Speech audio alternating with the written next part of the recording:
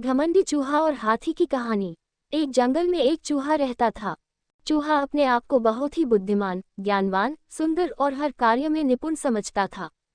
उसी जंगल में एक बिल्ली और एक कुत्ता भी रहते थे। एक बार जंगल में दूसरे जंगल से एक बड़ा सा हाथी आया। हाथी को देखने के लिए जंगल में जानवरों की भीड़ लग गई। सभी जानवर कहने लगे, देखो ये हाथी कितना बड़ा है, कितना विशाल और कितना ताकतवर है। हम लोग तो क्या, इस जंगल में रहने वाले कोई भी जानवर इस हाथी का सामना कर नहीं पाएंगे।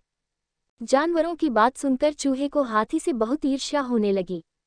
जानवरों की बात सुनकर चूहा बोला, अरे भाई, इस हाथी में ऐसी कौन सी बात है जो मुझ में नहीं है। इस हाथी के 4 पैर हैं, 2 कान, 2 आंखें और 1 पूंछ है, वह मेरे पास भी है। इसके जैसी लंबी नाक मेरी नहीं है, मेरी नाक तो इस हाथी से बहुत अच्छी है और मेरे कान भी इस हाथी के फावड़े जैसे नहीं है। जंगल के सभी जानवरों को चूहे की बात पर हंसी आ रही थी। जानवरों के झुंड में एक बिल्ली भी थी। चूहे को देखकर बिल्ली के मुंह में पानी आ गया। तभी अचानक बिल्ली ने चूहे के ऊपर छलांग लगा दी। चूहा किसी तरह वहां से अपनी जान बचाकर भागा और भागते समय उसके रास्ते में एक कुत्ता आ गया। कुत्ता कई दिनों से भूखा था।